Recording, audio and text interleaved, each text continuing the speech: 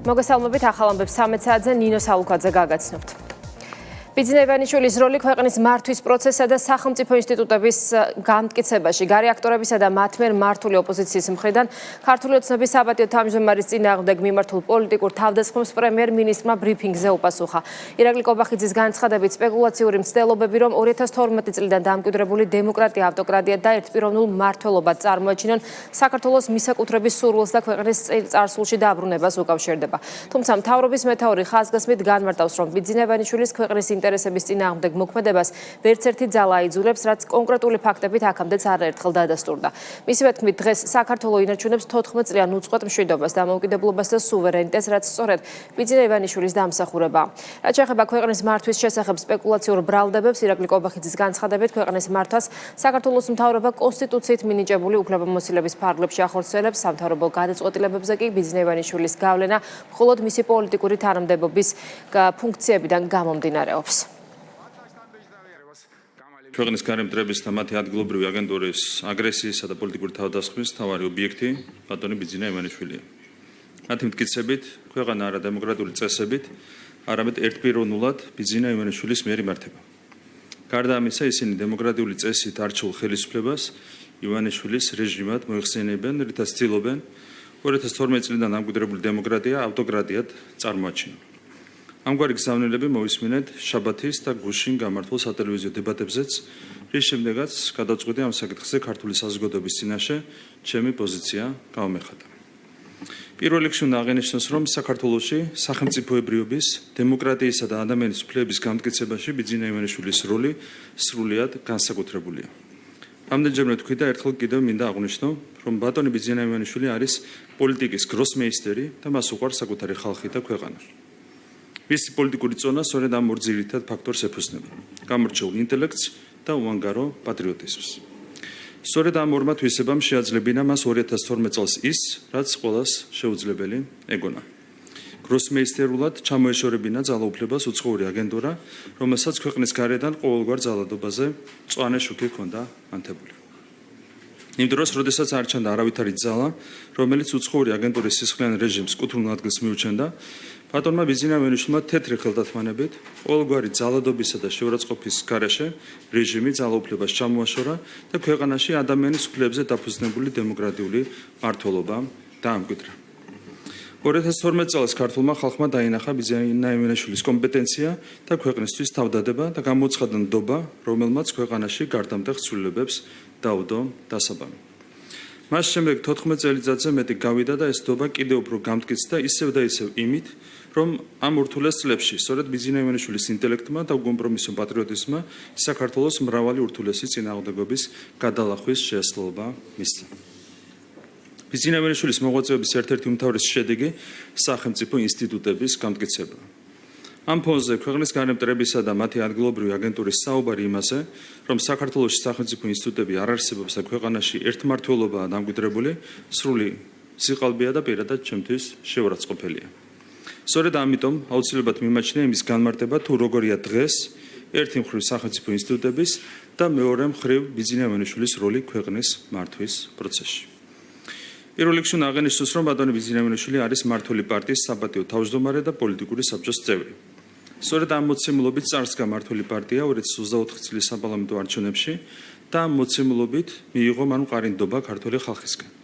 შესაბამისად, ბიძინა ივანიშვილის როლი ქვეყნის პოლიტიკურ ცხოვრებაში არა მხოლოდ ფორმალიზებულია, არამედ უშუალო დემოკრატიულ ლეგიტიმაციასაც ეფუძნება. საქართველოს მთავრობა ქვეყნის მართვას ახორციელებს იმ კონსტიტუციური უფლებამოსილებისა და ძალაუფლების შესაბამისად, რომელიც მას საქართველოს კონსტიტუციით აქვს მინიჭებული. ის ფაქტი, რომ ბიძინა ივანიშვილის სამთავრობო საქმიანობაში ზედმეტად არ ერევა სხვადასხვა პრემიერ-მინისტრთან დაკავშირებულმა გამოცდილებამაც დაადასტურა. ბიძინა ივანიშვილის სამთავრობო გადაწყვეტილებებზე გავლენას ახდენს იმ ფარგლებში, რა ფარგლებშიც ეს მმართველი პარტიის საპატიო თავმჯდომარის როლს შეესაბამება. ეს ნიშნავს, რომ ბიძინა ივანიშვილი არსებითად არ ერევა სამთავრობო მენეჯმენტში და საკადრო გადაწყვეტილებებში. ამავდროულად მე როგორც მთავრობის მეთაური და მმართველ პარტიაში მეორე პირი ხშირად სარგებლობ მისი რჩევით, როდესაც საქმე ქვეყნისთვის საკვანძო მნიშვნელობის საკითხებს ეხება. მისი რჩევები ყოველთვის ფასდაუდებელია და ამ შესაძლებლობაზე უარისქმა პირველ რიგში სწორედ ქვეყნის ინტერესებიდან გამომდინარე არასწორი იქნებოდა. ბატონ ბიძინაევანიშვილთან ერთად პერიოდულად იმართება გუნდის ლიდერების შეკრება, სადაც პოლიტიკის საკვანძო საკითხები განიხილება. ის უნდა აღენიშნოს, რომ ბიძინაევანიშვილი განსხვავებულ აზრს განსაკუთრებულ პატივსცემს, შესაბამისად გუნდში ყველა აზრი ღია, სიღრმისეული და საფუძვლიანი მშელობის საფუძველზე ყალიბდება. იმასაც ღიად გეტყვით, რომ ამგვარი ღია, სიღრმისეული და საფუძვლიანი მშელობისას ყველაზე ხშირად ბატონი ბიძინაევანიშვილის აზრი იმარჯვებს, რაც ისევ და ისევ მისი განსაკუთრებული კომპეტენციის დამსახურება. კიდევ ერთი გარემოება, რასაც ხაზი უნდა გაესვას, არის ის, რომ ბატონ ბიძინაევანიშვილის ხალხის ნდობით საკუთარი პირადი ინტერესებისთვის არასოდეს უსარგებლია. ვერავინ მოიტანს ვერც ერთ ფაქტს იმასთან დაკავშირებით, რომ ბიძინაევანიშვილმა პოლიტიკიდან რაიმე პირადი სარგებელი მიიღო. იმის დამადასტურებელი ფაქტი კი, რომ მან ქვეყნის ინტერესებისათვის საკუთარი პირადი გაიღო, უამრავია. მისი დამოკიდებულება კორუფციის მიმართ უკომპრომისოა. მინდა შეგახსენოთ, რომ ბოლოს მას პოლიტიკაში დაბრუნების გადაწყვეტილება კორუფციასთან დაკავშირებულმა პრობლემებმა მიაღებინა. 2023 წლის დეკემბერში პარტიის ყრილობაზე გამოსვლისას მან გააკეთა მკაფიო მინიშნება კორუფციის პრობლემის შესახებ და სწორედ მისმა პოლიტიკაში დაბრუნებამ გახადა შესაძლებელი სწრაფად გვემოქმედა კორუფციის წინააღმდეგ, რომელიც მმართველობის ზედა დონეზე დღეს უკვე სრულად არის აღმოფხრილი. პოლიტიკაში უამრავია შემთხვევა, როდესაც პოლიტიკოსებს ქვეყნის სიკეთეს სახლში მიაქვთ. ბიძინაევანიშვილი კი ამის სრულიად საპირისპირო მაგალითია, რაც მან როგორც მრავალმილიარდიანი მეცენატური საქმიანობით, ისე პოლიტიკური ქველმოქმედებით მყარად დაამტკიცა. ყველას კარგად მოიხსენება, რომ ქვეყნის ინტერესების პრინციპულად დაცვის გამო მის მიმართ ამოქმედდა ჯერ de facto, ხოლო შემდეგ de iure სანქციები, რომლებიც მის ოჯახსაც დიდ უხერხულობას უქმნის. თუმცა ვერც ერთმა სანქციამ ვერ აიძულა ვერც ის და ვერც მისი ოჯახი ქვეყნის ინტერესების წინააღმდეგ თუნდაც ერთი ნაბიჯი გადაედგათ. ესეც არის უანგარო პატრიოტიზმის კიდევ ერთი მკაფიო მაგალითი, რომელიც მუდმივად თანსდევს ბიძინაევანიშვილის სახელმწიფოებრივ მოღვაწეობას. ბიძინაევანიშვილს ებრძვიან გარე ძალები და მათი ადგილობრივი აგენტურა, რომლებსაც საქართველოს ხელახლა მისაკუთრების სურვილი ამოძრავებთ. მათ აქვთ დაუკვირვებელი სურვილი ქვეყანა დააბრუნონ იმ რეალობაში, რომელიც 2012 წელს სწორედ ბიძინაევანიშვილმა შეცვალა. ეს იყო უცხოური აგენტურის მმართველობა, რომელმაც საქართველოს დემოკრატიისა და ადამიანის უფლებების ტოტალური ხელყოფა, ბიზნესის რეკეტი, მედიის თავისუფლების გაუქმება, ომი, გრევა და ქვეყნის ტერიტორიების 20%-ის ოკუპაცია მოუტანა.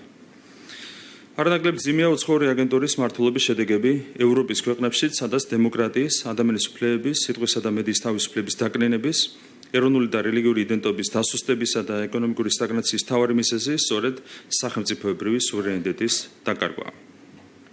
ერთ დროს სამაგალითო ევროპულ ქვეყნებში დღეს უმძიმესი ტენდენციებია, რაც სწორედ იმის შედეგია, რომ მათი ხელისუფლებები არა საკუთარ ხალხებს, არამედ გარე ძალებს ემსახურებიან. ბიძინაევანიშვილის მიმართ აგრესიის მთავარი მიზეზი სწორედ ამას უკავშირდება. მან ქართველი ხალხი გაათავისუფლა აგენტოკრატიისგან და მას დაუბრუნა ის, რაც ეკუთვნოდა დემოკრატია და არჩევნების უფლება. დასასრულს კიდევ ერთხელ აღვნიშნავ იმას, რაც არაერთხელ მithქვამს. ის, რომ დღეს საქართველო ინარჩუნებს 14 წლიან უწყოთ მშვიდობას. ქვეყანა არის დამოუკიდებელი და სუვერენული როგორც არასდროს. ქვეყანას აქვს ძლიერი დემოკრატიული სისტემა და სახელმწიფო ინსტიტუტები. ადამიანზე ზრუნა სახელმწიფოს მთავარი სახელმწიფო პრინციპია და საქართველოს ეკონომიკას სწრაფი ტემპით იზრდება, პირველ რიგში არის სწორედ ბატონი ბიძინაევანიშვილის დამსახურება. შესაბამისად, ქვეყნის მართვა აუცილებლად გაგრძელდება საქართველოს კონსტიტუციის პატივისცემით და იმ პრინციპების საფუძველზე, რომლებიც ქართულ პოლიტიკაში 2012 წელს ბატონმა ბიძინაევანიშვილმა დაამკვიდრა. ქართულ პოლიტიკაში ამ პრინციპების მტკიცედ დაცვასა და გამტკიცებაში ბიძინაევანიშვილის როლი იყო, არის და მომავალშიც იქნება განსაკუთრებული და ფასდაუდებელი. საქართველოს პროგრესის კიდევ ერთი საერთაშორისო აღიარება. საქართველოს მთავრობა გამჭვირვალობის მსოფლიო რეიტინგში მე-14 ადგილზე გავიდა და ევროპის საუკეთესო 10-ში მოხვდა. გამჭვირვალობის მაჩვენებლით საქართველო უსწრებს არაერთ განვითარებულ ქვეყანას, მათ შორის დიდ ბრიტანეთს, საფრანგეთს, იტალიასა და იაპონიას. რეიტინგი ჩენდლერის ინსტიტუტის 2026 წლის ანგარიშის პარაგრაფში გამოქვეყნდა და სხვადასხვა საერთაშორისო კვლევას ეყრდნობა. შეფასებისას ყურადღება გამახვილდა საჯარო შესყიდვების, სახელმწიფო პოლიტიკის, კანონებისა და ბიუჯეტის გამჭვირვალობაზე. საქართველოს ბიუჯეტის გამჭვირვალობის მიმართულებით მსოფლიოში ერთ-ერთ ლიდერად სახელდება და ბოლო პერიოდში რამდენიმე საერთაშორისო კვლევაში მაღალი შეფასებები მიიღო. საქართველოს მთავრობის მეთაურის შეფასებით, საქართველოს აქვს სწორი პოლიტიკა, სხვადასხვა მიმართულებით. საქართველოში ძლიერია სახელმწიფო და დემოკრატიული ინსტიტუტები, ქვეყანას აქვს გამართული ეკონომიკური პოლიტიკა, რაც ქვეყნის წარმატებას უზრუნველყოფს. ზოგადად ჩვენ ხშირად საუბრობთ ხოლმე რეიტინგებზე, ინდექსებზე. ყველა ობიექტური შეფასებით საქართველო არის აბსოლუტური ლიდერი პირველ რიგში კანდიდატ ქვეყნებს შორის და ასევე თქვენ იცით, რომ რეიტინგების უმეტესობაში ჩვენ უსწრებთ ხოლმე ევროკავშირის წევრ არაერთ ქვეყანას. ეს არის იმის შედეგი, რომ საქართველოს აქვს სწორი პოლიტიკა, სხვადასხვა მიმართულებით, საქართველოში ძლიერია სახელმწიფო ინსტიტუტები, დემოკრატიული ინსტიტუტები, ქვეყანას აქვს გამართული ეკონომიკური პოლიტიკა, რის შედეგიც არის ის, რომ საქართველო არის პირველ ადგილზე არა მარტო ფართო რეგიონში, არამედ ევროპაში მთლიანად ეკონომიკური ზრდის თვალსაზრისით. რა თქმა უნდა, ამ ყველაფრის შედეგია ის რეიტინგები და ინდექსები, რომლებსაც აქვეყნებენ მაღალი რეპუტაციის მქონე საერთაშორისო ორგანიზაციები. 2026 წლის პირველ 3 თვეში საქართველოში უცხოური ინვესტიციები მნიშვნელოვნად გაიზარდა. საქსტატის მონაცემებით ქვეყანაში 271 მილიონ დოლარზე მეტი ინვესტიცია ჩაიდო, რაც წინა წლის ანალოგიურ პერიოდთან შედარებით თითქმის 48%-ით მეტია. ზრდა ძირითადად უკავშირდება როგორც ახალი კაპიტალის შემოდინებას, ისე უკვე მოქმედი კომპანიების მხრიდან მიღებული მოგების ხელახლა დაბანდებას. ყველაზე მეტი ინვესტიცია საქართველოში გაერთიანებული სამეფოდან, ამერიკის შეერთებული შტატებიდან და ნიდერლანდებიდან შემოვიდა. სექტორების მიხედვით ინვესტორებისთვის ყველაზე მიზიდველი ფინანსური და სადაზღვეო სფერო აღმოჩნდა. ასევე მაღალი აქტივობა დაფიქსირდა უძრავი ქონებისა და ინფორმაციისა და კომუნიკაციის მიმართულებით. გაზრდილი ინვესტიციები პრემიერ-მინისტრის შეფასებით ქვეყნის ეკონომიკური აქტივობისა და ბიზნეს გარემოს მიმართ ინტერესის ზრდაზე მიუთითებს. გასული წლის პირველ კვარტალთან შედარებით თითქმის 50%-იანი ზრდა გვაქვს პირდაპირ უცხოური ინვესტიციების კუთხით, რაც არის ასევე ჩვენი სწორი ეკონომიკური პოლიტიკის შედეგი. გამუდმებით იზრდება ინვესტორების ინტერესი საქართველოს მიმართ. თქვენ იცით, რომ ძალიან მსხვილი ინვესტორები შემოდიან ჩვენს ქვეყანაში. არაერთი ასეთი ფაქტი იყო გასული თვეების განმავლობაში და რა თქმა უნდა ეს პირდაპირ აისახება საბოლოო ჯამში იმ ფინანსურ მონაცემებზე, რომლებსაც აქვეყნებს საქართველოს სტატისტიკის ეროვნული სამსახური. რა თქმა უნდა მომავალშიც მაქსიმუმი გაკეთდება იმისათვის, რომ კიდევ უფრო გაძლიერდეს ჩვენი ქვეყნის ეკონომიკური იმიჯი და რა თქმა უნდა უშუალოდ ინვესტორებთან ძალიან აქტიურად ვიმუშავებთ. საქართველოს ჩინეთს შორის სტრატეგიული პარტნიორობა ახალ ეტაპზე გადადის. ორი სახელმწიფო შეთანხმდა, რომ კავშირები ყოვლის მომცველი სტრატეგიული პარტნიორობის ფორმატში გაგრძელდება. გადაწყვეტილება საქართველოსა და ჩინეთის პრეზიდენტებმა ერთობლივი ორი ქვეყნის დიპლომატიური ურთიერთობების 34 წლის თავთან დაკავშირებით მიიღეს. საიუბილეო თარიღთან დაკავშირებით დღეს ერთობლივი განცხადება გააკეთა საგარეო საქმეთა სამინისტროში. მინისტრის მოადგილემ და ჩინეთის ელჩმა დეტალურად ისაუბრეს იმ კონკრეტულ ხელშესახებ შედეგებზე, რომელიც საქართველოსა და ჩინეთისთვის რეალურმა სტრატეგიულმა პარტნიორობამ მოიტანა. საუბარი შეეხო სამომავლო გეგმებსაც. თბილისსა და პეკინს შორის თანამშრომლობა სხვადასხვა მიმართულებით ფართოვდება და დაფუძნებულია ორმხრივ პატივისცემასა და საერთო ინტერესებზე. საქართველოს მზად არის ჩინეთთან ეკონომიკური, სავაჭრო და სხვა სფეროებში თანამშრომლობა კიდევ უფრო გააძლიეროს. ჩინეთი კი ჩვენს ქვეყანას მნიშვნელოვან პარტნიორად მიიჩნევს.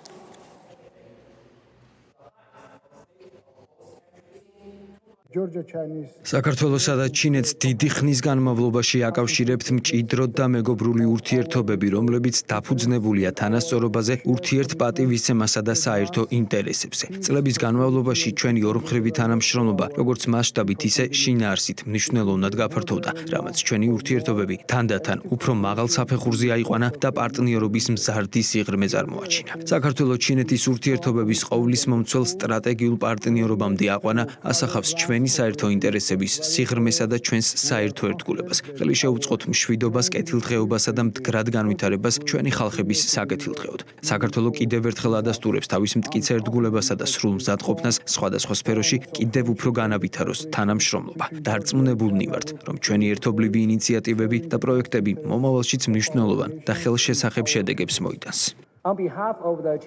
სამართლიანად შეიძლება ითქვას, რომ ჩინეთი და საქართველო გახდნენ კარგი მეგობრები, რომლებიც ერთმანეთს ეინდობიან და გულწრფელი პარტნიორები თანამშრომლობაში. ორივე მხარე მტკიცედ უჭერს მხარს ერთმანეთის განვითარების გზას, რომელიც არჩეულია საკუთარი ხალხის მიერ და შეესაბამება ეროვნულ პირობებს. ასევე მხარეები მტკიცედ უჭერენ მხარს ერთმანეთის ძირითად ინტერესებს, სუვერენიტეტს, ეროვნულ უსაფრთხოებასა და ტერიტორიულ მთლიანობას. საქართველო ევრაზიის რეგიონში პირველი ქვეყანაა, რომელმაც ჩინეთთან თავისუფალი ვაჭრობის შეთანხმება გააფორმა და ასევე ერთ-ერთი პირველი პარტნიორია სარტყელისა და გზის ინიციატივის ფარგლებში. საერთაშორისო გარემოში მიმდინარე ღრმა ცვლილებების ფონზე ჩინეთმა და საქართველომ გააძლიერეს კომუნიკაცია და კოორდინაცია. ერთობლივად დაიცვეს მრავალმხრივობის პრინციპები, ხელი შეუწყეს ღიაობასა და საერთაშორისო თანამშრომლობას და დადებითი წვლილი შეიტანეს რეგიონული და გლობალური მშვიდობის, სტაბილურობისა და კეთილდღეობის ხელშეწყობაში. დარწმუნებული ვარ, რომ ერთობლივი ძალისხმევით ჩინეთ-საქართველოს ყოვლის მომცველი სტრატეგიული პარტნიორობა კიდევ უფრო განმტკიცდება და განვითარდება. მეცარგებელს მოუტანს ორივე ქვეყნის ხალხს და ახალ წვლილს შეიტანს რეგიონული და გლობალური მშვიდობისა და განვითარების საქმეში. 4 ოქტომბერს პრეზიდენტის სასახლეში შეჭრის საქმეზე 7 პირს ალექსანდრე ხაბეიშვილს, ბექა ქელიქსაშვილს, გიორგი მულაძეს, მამუკა ლაბუჩიძეს, გურიელ ქარდავას, ავთანდილ სურმანიძეს და ვახტანგ ფიცხელაურს საპროცესო შეთანხმება გაუფორმდა. სასამართლოს სხდომა ამ წუთებში მიმდინარეობს. საპროცესო შეთანხმებას მოსამართლე დღევანდელ სხდომაზე დაამტკიცებს და დაკავებულები სასამართლო დარბაზიდანვე გათავისუფლებიან.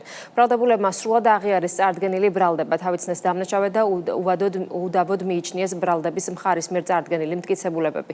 6 ბრალდებულ 3 წლიანი პატიმრო პირობითი მსჯავრი განესაზღვრა 4 ოქტომბერს განვითარებულ მოვლენებთან დაკავშირებით საერთო ჯამში სისხლის სამართლებრივი პასუხისგებაში 64 პირი მიეცა. ამ ეტაპზე საპროცესო შეთანხმება 21 პირს გაუფორმდა.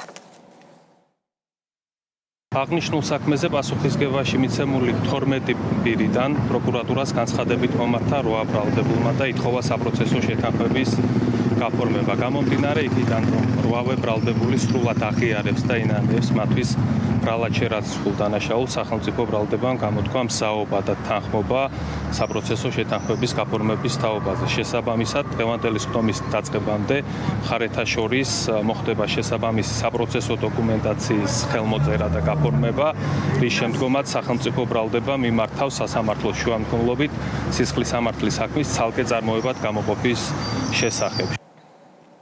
4 ოქტომბრის საქმეზე ბრალდებულების მიმართ საპროცესო შეთანხმების გაფორმების საქმეზე კომენტარი გააკეთა პრემიერ-მინისტრმა ირაკლი კობახიძის განცხადებით, თუ კონკრეტული პირები დანაშაულს აღიარებენ და სინანულს გამოხატავენ, ხელისუფლება მათ მიმართ იქნება ჰუმანური, როგორც ეს იყო უკვე რამდენიმე შემთხვევაში მოხდა. თუ იქნება სინანული აღიარება, რაც ვიხილეთ კონკრეტულ შემთხვევებში 4 ოქტომბრის საქმეზე, ბუნებრივია ჩვენ გვექნება შესაბამისი რეაგირება. არავის არ უხარია ადამიანების ციხეში ყოფნა, მათ შორის თუნდაც ისეთი ადამიანების, რომლებიც პირდაპირ ცდილობდნენ ხელისუფლების გადატრიალებას, იჭრებოდნენ პრეზიდენტის სასახლეში, მათ მიმართაც ჩვენ რეაგირება გვექნება შესაბამისი. თუ იქნება სინანული აღიარება, რატომ? იმიტომ რომ ეს არის მნიშვნელოვანი პრევენციისთვის, იმისათვის რომ ასეთი რამ აღარ განმეორდეს. თქვენ იცით რომ სახელმწიფო მიიღო ძალიან მნიშვნელოვანი ზომები, რამაც ხელი შეუწყო ჩვენი ქვეყნის დამშვიდებას, დასტაბილურებას.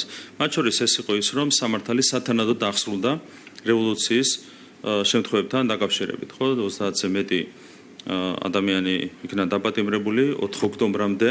ეს ძალიან მნიშვნელოვანი იყო ასეთი ტიპის დანაშაულის პრევენციისთვის, ასევე 4 ოქტომბერზე სათანადო რეაგირებას მნიშვნელოვანი იყო პრევენციისთვის. მთელი თვეების განმავლობაში კამპანია ჰქონდათ გაჩაღებული სახელმწიფო გადატრიალებასთან დაკავშირებით, რევოლუციის მოწყობასთან დაკავშირებით, ამაზე ღიად საუბრობდნენ პირდაპირ სატელევიზიო ეთერებში, გამოდიოდნენ, არეკლამებდნენ კიდეც ამ მოწოდებებს, რომ 4 ოქტომბერს ისინი აწყობდნენ სახელმწიფო გადატრიალებას და ეს მხოლოდ განცხადებების დონეზე არ დარჩა და მხოლოდ განცხადებებით არ შემოიფარგლებოდნენ. კონკრეტული ნაბიჯები გადადგეს, დაიწყეს მოქმედება, თუმცა რა თქმა უნდა, სახელმწიფოს შესაბამისმა სამსახურებმა იმ მოქმედებას დროულად აღკვეთეს სახელმწიფო გადატრიალების მცდელობა და დაკავებული იქნა კონკრეტული პირები. რა თქმა უნდა, ისინიც თავად აღიარებენ, რომ ეს იყო ძალადობა, ეს იყო განუსაცინააღმდეგო ქმედებები, რაც რა თქმა უნდა ყველა ადამიანისთვის, ვინც იხილა აღნიშნული კადრები, ყველასთვის ცხადია.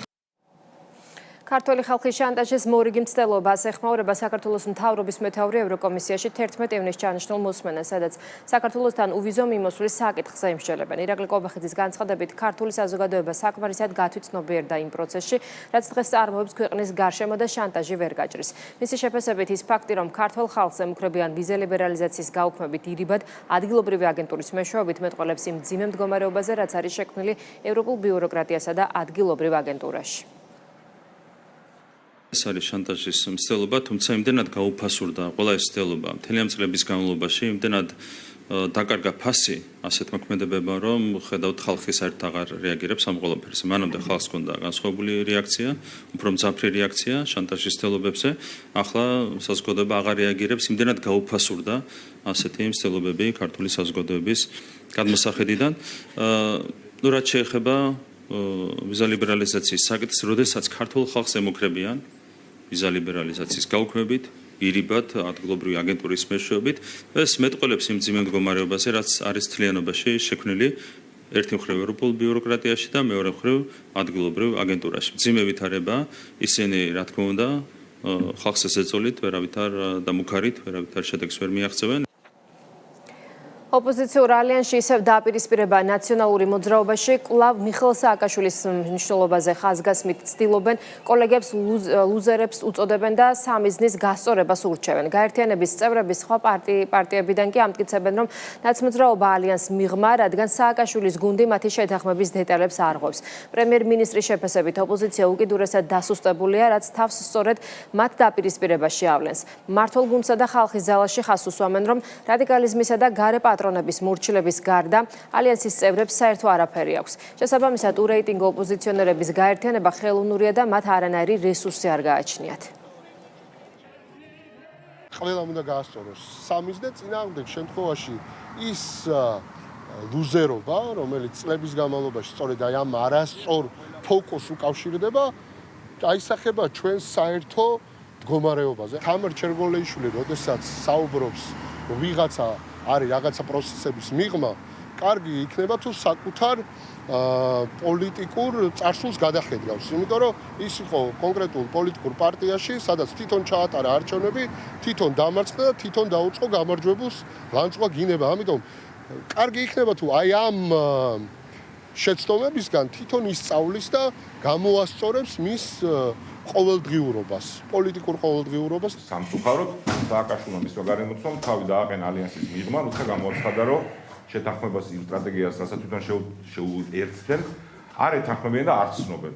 ამიტომ ჩვენ არანაირი გადაწყვეტილება არ გვაქვს მისაღები ეს მათი არჩევანი არის. სამწუხარო არჩევანია. არავითარი ისე დაპირისპირება, რომელიც ჩემი აზრით რაღაცა დრამატიკს შეიცავს აქ არ არის. არის წესები, არის ჩარჩო და ჩვენ ამ ჩარჩოში ვართ.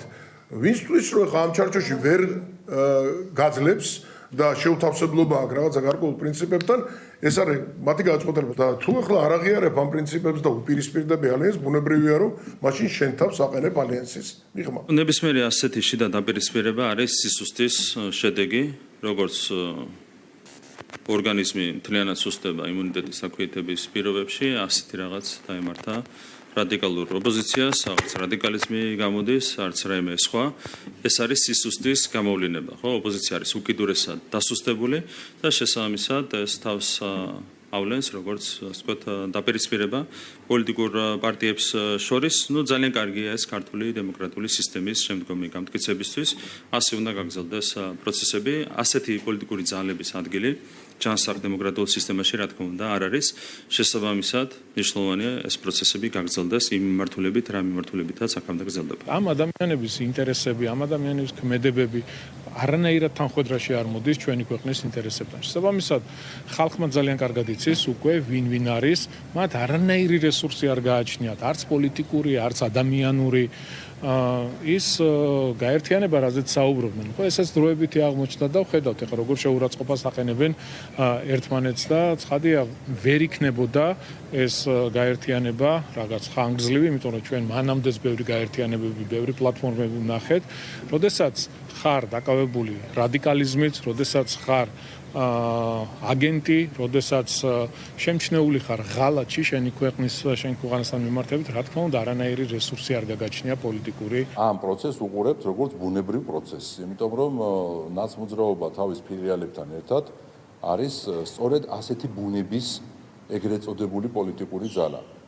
დაპირისპირება, ერთმანეთის დაბეზღება, ქვეყნის დაბეზღება უცხოეთში, დაბრალება ყველაზე მეტად, დაბრალება შავი ხვრელების და ასე შემდგომ, ბულინგი, ბილდსიტყვაობა, ეს არის მათი ბუნება. ყველას უნდა ძალაუფლებაში მოვიდეს და მე უკვე ხედავენ იქ რომ ძალაუფლებაში შემცილებელი არ უნდა რომ არავინ ყავდეს. ნაცმოძრაობას და მის ფილიალებს ალიანსი აქვს თავიანთ უცხოურ წარმომადგენლებთან, მე ვითომ ერთმანეთთან, მაგრამ კარგად ვნახეთ როგორი ალიანსი აქვს ჩვენი გასაშველებელი ხდებიან ხოლმე ხშირ შემთხვევაში მე.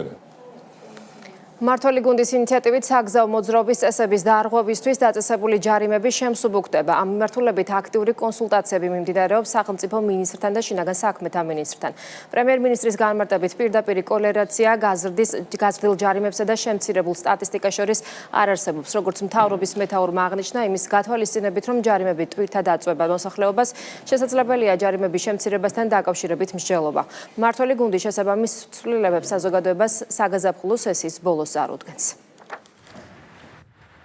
მეც მსგავსი პოზიცია მექნებოდა, ჩვენ მათ შორის მუდმივად ვაგვირდებით სტატისტიკას და იმას თუ რა გავლენას ახდენს მაგალითად ჯარიმების ზრდა სტატისტიკის გაუმჯობესებაზე. ჩვენ დავაკვირდით გასული თვეების მონაცემებს, გასული დაახლოებით 1 წლის მონაცემებს და ვნახევთ, რომ პირდაპირი კორელაცია გაზრდილ ჯარიმებსა და შემცირებულ სტატისტიკას შორის სამწუხაროდ არ არის. აქედან გამომდინარე და იმის გათვალისწინებით, რომ ჯარიმები ტვირთად აწვება, რა თქმა უნდა, პირდაპირ მოსახლეობას აბსოლუტურად შეგვიძლია განვიხილოთ ასეთი ვერსია ჯარიმების შემცირებასთან დაკავშირებით, ამასთან დაკავშირებით უნდა ვიმუშაოთ, რა თქმა უნდა, საქართველოს პარლამენტთან ერთად. მიგრაციის დეპარტამენტის თანამშრომლებმა უცხო ქვეყნის 84 მოქალაქე საქართველოდან გააძევეს. მათ შორის თურქეთის, თურქმენეთის, ინდოეთის, ჩინეთის, ეგვიპტის, ასევე აზერბაიჯანის, კენიის, რუსეთის, ნიგერიის და სხვა სახელმწიფოების მოქალაქეები. მოქმედი კანონმდებლობის შესაბამისად გაძევებულ პირებს ქვეყანაში შემოსვლის აკრძალვა დაუწესდათ. საქართველოს შინაგან საქმეთა მინისტრი ისრაელის ელჩი შეხვდა. შეხვედრაზე მხარეებმა ისაუბრეს საქართველოსა და ისრაელს შორის არსებულ ორმხრივ თანამშრომლობასა და არსებული კავშირების გაფართოების მნიშვნელობაზე. მინისტრმა ხაზი გაუსვა, რომ საქართველოსა და ისრაელის სამართალდამცავ უწყობებს შორის არსებობს მჭიდრო და ეფექტიანი ორმხრივი ურთიერთობები. ამასთან მან მოიხილა ორ ქვეყანას შორის სამართალდამცავ სფეროში თანამშრომლობის კიდევ უფრო გაღრმავების პერსპექტივები. დასასრულს ელჩმა შინაგან საქმეთა მინისტრს მადლობა გადაუხადა შეხვედრისთვის და გამოხატა მზაობა განაგრძოს აქტიური მუშაობა არსებული კავშირების შემდგომი გაფართოების მიზნით. საპატრულო პოლიციამ საქართველოს სახელმწიფო საზღვრის უკანონოდ გადაკვეთის მცდელობის ბრალდებით პაკისტანის მოქალაქე დააკავა. სამართალდამცველებამ მამაკაცი თბილისის საერთაშორისო აეროპორტში იმ დროს დააკავეს, როდესაც ის ყალბი დოკუმენტის გამოყენებით საქართველოს სახელმწიფო საზღვრის უკანონოდ გადაკვეთას ცდილობდა. დაკავებულს 5 წლამდე პატიმრობა ემუქრება. სასაზღვრო პოლიციამ 4 პირის საზღვრის უკანონოდ გადაკვეთისა და უკანონოდ ჯგუფურად გადაკვეთის ბრალდებით დააკავა. დაკავებულებმა სასაზღვრო სექტორ სარფის დასაცა მონაკვეთზე სასაზღვრო საკონტროლო გამტარი პუნქტის გვერდის ავლით ქვეითად და სატვირთო ავტომანქანაში დამალვის გზით უკანონოდ გადმოკვეთეს საქართველოს სახელმწიფო საზღვარი და საქართველოში შემოვიდნენ. დაკავებულთაგან ერთ-ერთი ინტერპოლის წითელი ცირკულარით იძებნებოდა. დაკავებული პირების მიმართ გატარდა საემიგრაციო პროცედურები, რის შედეგადაც განხორციელდა მათი ქვეყნიდან გაძევება. სამართალდამცველებმა სარფის საბაჟო გამშვები პუნქტის ტერიტორიაზე 1400 აბი ფსიქოტროპული ნივთიერება ამოიღეს. დაკავებულია გერმანიისა და რუსეთის მოქალაქეები. პოლიციამ სარფის საბაჟო გამშვები პუნქტის ტერიტორიაზე ბრალდებულის ხელბარგის შემოწმებისას განსაკუთრებით დიდი ოდენობით 1400 აბი ფსიქოტროპული ნივთიერება პრებაგალდინი ნივთკიცება დამოიღეს. დანაშაული 12 წლამდე ვადით თავისუფლების აღკვეთას ითვალისწინებს. პოლიციამ თბილისში ნარკოდანაშაულის ბრალდებით უცხო ქვეყნის 3 მოქალაქე დააკავა. სამართალდამცველებმა ბრალდებულის პირადი ჩხრეკისას ასევე სხვადასხვა ადგილიდან ნივთმტკიცება დამოიღეს სარეალიზაციოდ გამზადებული 42 შეკვრა დაფასებული ნარკოტიკული საშუალებები, მათ შორის მეთადონი, გამომშრალი მარიხუანა. დანაშაული 20 წლამდე ან უვადო პატიმრობას ითვალისწინებს. ბაკის რაიონში ვაჟებშაველას მესამე კვარტალში სკვერისა და სპორტული მოედნების განახლება მიმდინარეობს. 5000 კვადრატულ მეტრ ფართობზე ტერიტორიაზე სარემონტაციო სამუშაოები ჩაუტარდება დასასვენებელ სივრცეს, ასევე ფეხბურთისა და კალათბურთის მოედნებს.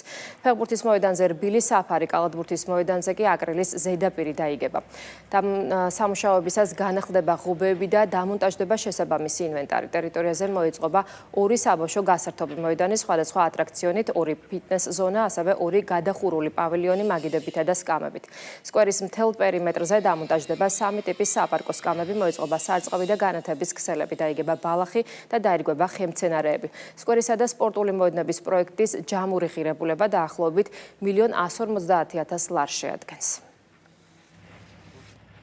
პროექტის პარკლებში სრულად რეაბილიტაცია ჩაუტარდება საფეხბურთო, საკალათბურთო მოედანს, ირგვლივ არსებული მწვანე სივრცე მთლიანად მოწესრიგებული იქნება, ახალი ხმცენარეები დაირგება, ბავშვებისთვის გაკეთდება, დამონტაჟდება ატრაქციონები, დამოუკიდებელი სათამაშო სივრცე გაკეთდება, ასევე სავარჯიშო ფიტნეს ზონა, მოსასვენებელი ფანჩატურები, ხამის განათებები იქნება დამონტაჟებული, თავისი უსაფრთხოების ვიდეოკამერები, წარწყავის სისტემები სექტემბრის ბოლოს სამუშაოები მთლიანად იქნება გამთავრებული.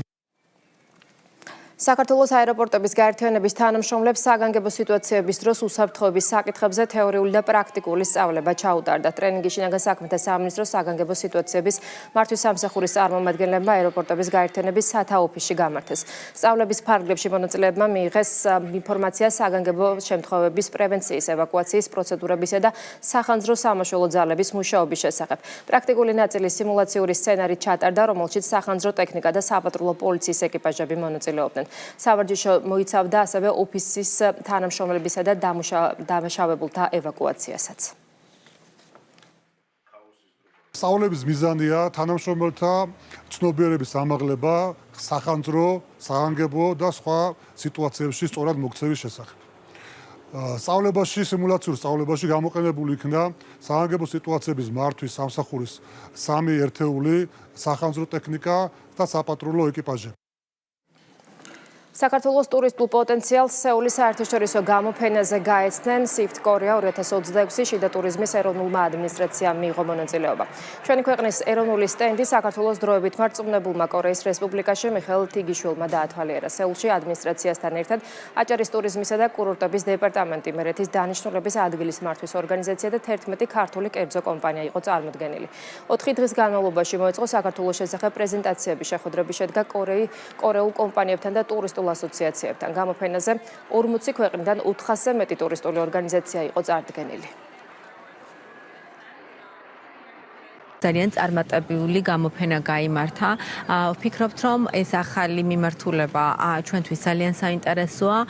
ვფიქრობთ, რომ ერთობლივად შევძლებთ, რომ საქართველოში ბევრად მეტი კორეელი მოგზაური ჩამოვიყვანოთ. ასევე აღსანიშნავია ის ფაქტი, რომ წლის განმავლობაში რამდენიმე ჯგუფსაც უმასპინძლეთ კორეიდან, როგორც ინფლუენსერების, ისე სატელევიზიო გადაცემების მიმართულებით, რაც მთლიანობაში დაგვეხმარება ერთიანად, რომ საქართველოს ცნობადობა სამხრეთ კორეაში გაიზარდოს. იმართება ერთ-ერთი ყველაზე მასშტაბური და გავლენიანი საერთაშორისო ტურისტული გამოფენა. საქართველოს საელჩოსთვის დიდი პატივია მხარი დაუჭიროს ჩვენი ქვეყნის ასეთ მრავალფეროვან წარდგენას აზიის უმნიშვნელოვანეს პლატფორმაზე. კორეის რესპუბლიკაში საქართველოს საელჩო აქტიურად აგრძელებს მუშაობას ჩვენ ქვეყნებს შორის ეკონომიკური, ლოგისტიკური და კულტურული კავშირების გასაძლიერებლად. ახალი ამბავი პირდაპირ ეთერში 16 საათზე დაბრუნდება, ეთერს კი ბიზნეს პოსტი გააგრძელებს დროებით.